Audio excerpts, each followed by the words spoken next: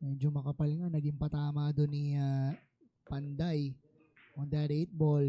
Leaving it for the Dragons. And if that happens, that would be the largest lead of the Quezon City Dragons tonight. Mm-hmm.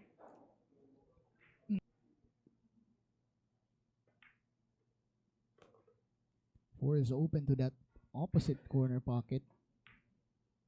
Pinasunod lang ng bagya dito ni Santos.